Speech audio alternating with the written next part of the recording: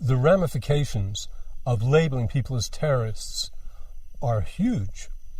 Essentially, it takes our civil rights away. People can be arrested under anti-terrorist laws and, held without charge. All rule of law is dispensed with. And that extends to what we're doing to these people overseas. Basically now, you can bomb anybody in Iraq or Syria and call them ISIS or IS. Say they're this Islamic state that beheads people. In other words, you can carry out a policy of genocide and always use this as an excuse.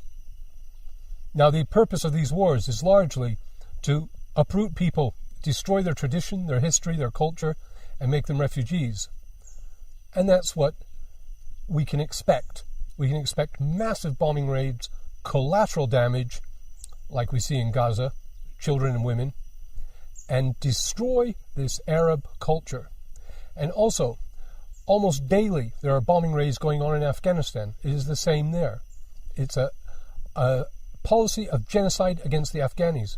We've killed millions and millions of Afghanis and Iraqis over the last few years.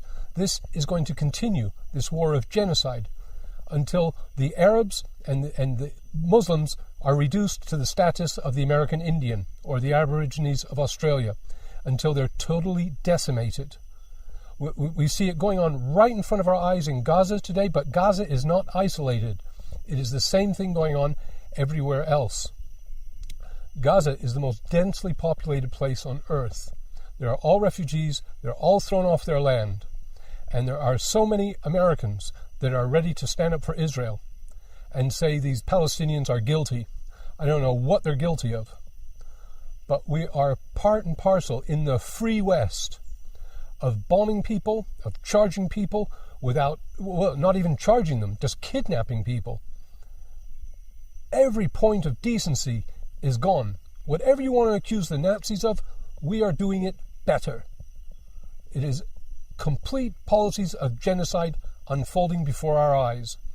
And this supposed beheading of Foley, there's too much coincidence. Foley was kidnapped in Libya, and it contributed to the start of the war with Libya. And then we get him again, and he seems to be a CIA asset. And there are good videos on this, which I'll put in the description. But very few people are prepared to stand up and say, but it's a hoax. It wasn't really Foley that got killed. I mean, you'd expect press TV and, people pro-Assad, you'd expect them to be shouting and screaming about this. No, not a whisper. So to some extent, you've got to ask yourself, why are these people so stupid to not say a hoax is a hoax and a lie is a lie? Why are they playing along with the Zionist narrative?